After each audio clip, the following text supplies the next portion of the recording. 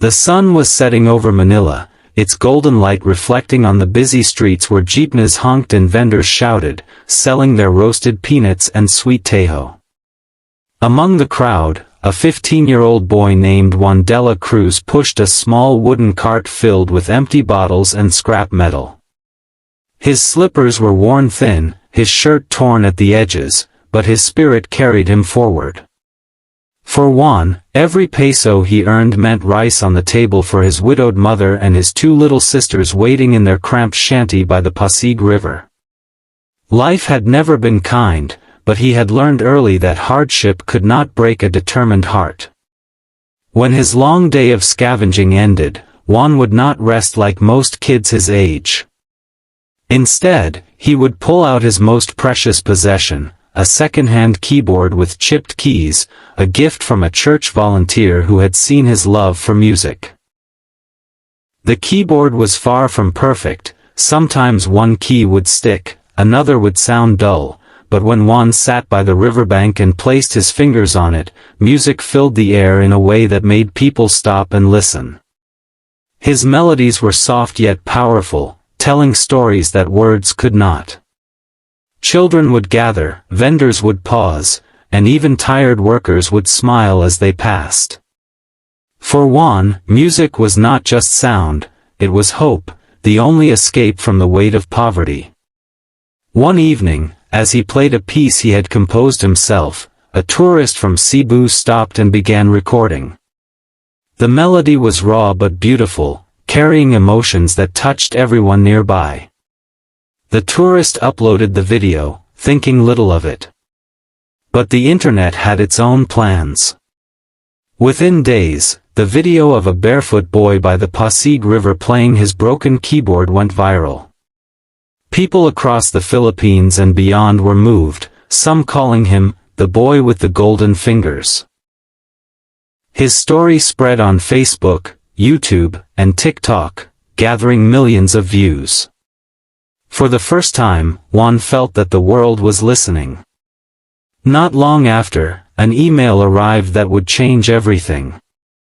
A talent scout, inspired by the viral video, reached out with an invitation for Juan to audition for America's Got Talent.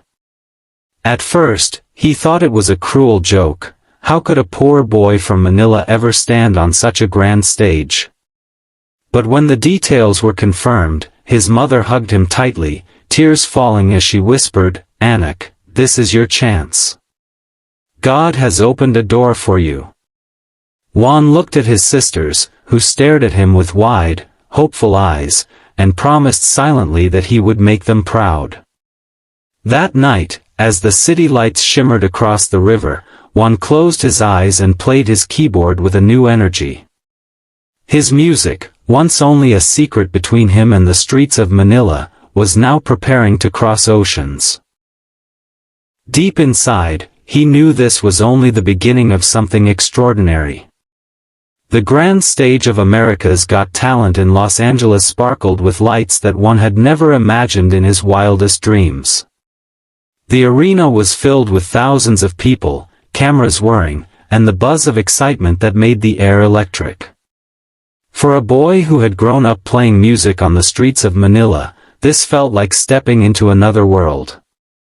He clutched his old keyboard tightly, the same one that had carried him through countless nights by the Pasig River, and his heart pounded in his chest. His mother, wearing her simple yet elegant barot saya, squeezed his hand and whispered in Tagalog, "Anak, play with your heart. This is your moment." As his name was announced, Juan took a deep breath and walked out onto the stage. The audience fell silent, curious to see this young boy with wide eyes and a nervous smile. The judges sat before him. Simon Cowell with his usual sharp gaze, Sofia Vergara glowing with her warm smile, Heidi Klum elegant and welcoming, and Howie Mandel leaning forward with interest. Simon, in his classic no-nonsense tone, asked, "Tell us about yourself." Juan's voice trembled slightly as he replied, "My name is Juan. I come from Manila, Philippines. I grew up playing music on the streets, and this is my first time outside my country." His humility drew an audible, from the audience. Simon nodded, gesturing for him to begin. Juan sat at his keyboard, closed his eyes for a brief moment, and let his fingers fall onto the keys. What came out was not just music but a story, a journey told through notes instead of words. His composition carried the weight of his struggles, nights spent hungry, mornings scavenging for scraps, and the light of his dreams, the love for his mother, and the laughter of his little sisters. Each note resonated with raw emotion, filling the massive arena with something pure and undeniable. The crowd, which had moments ago been noisy, was now silent, captured completely by the sound of a boy who had once been ignored by the world.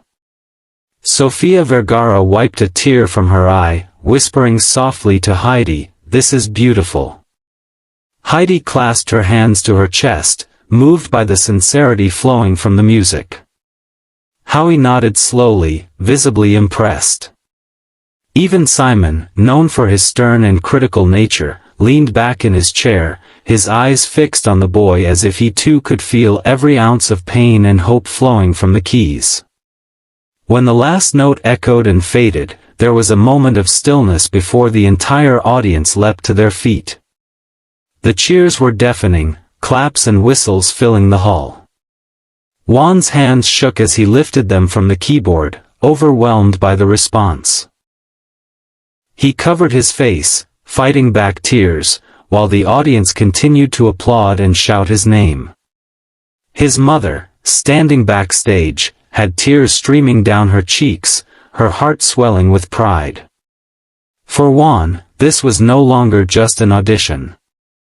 It was a declaration to the world that even a boy from the streets of Manila, with nothing but determination and a love for music, could stand on the grandest stage and shine.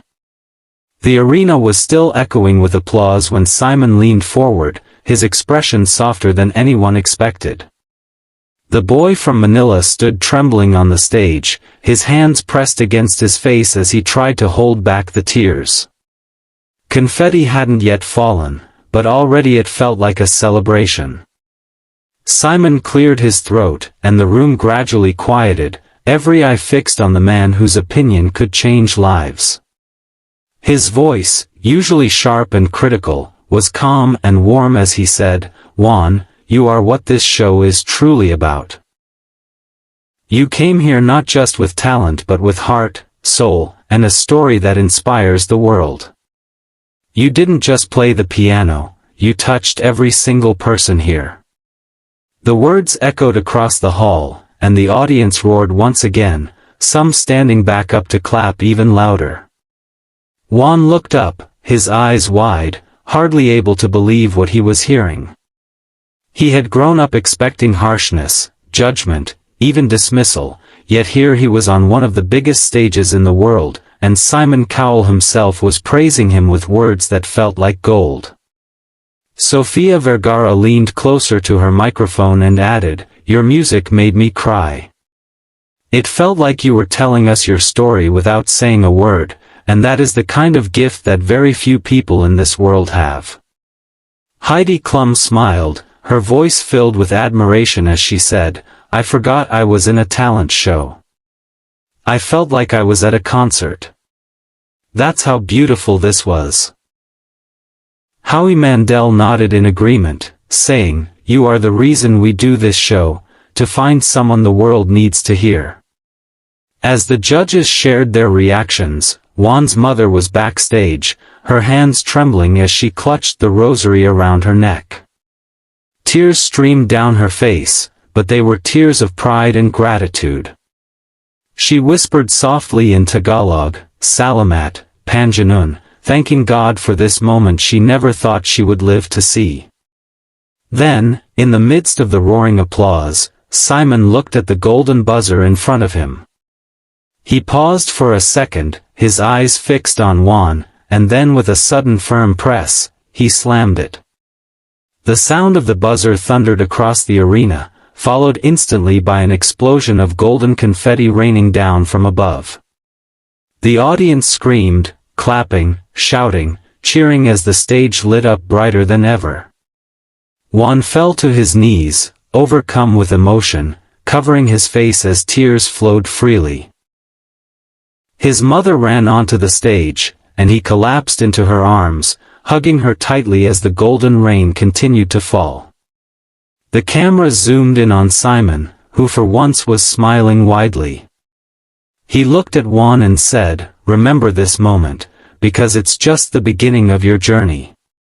The crowd chanted Juan's name, their voices echoing through the theater and beyond, into millions of homes around the world.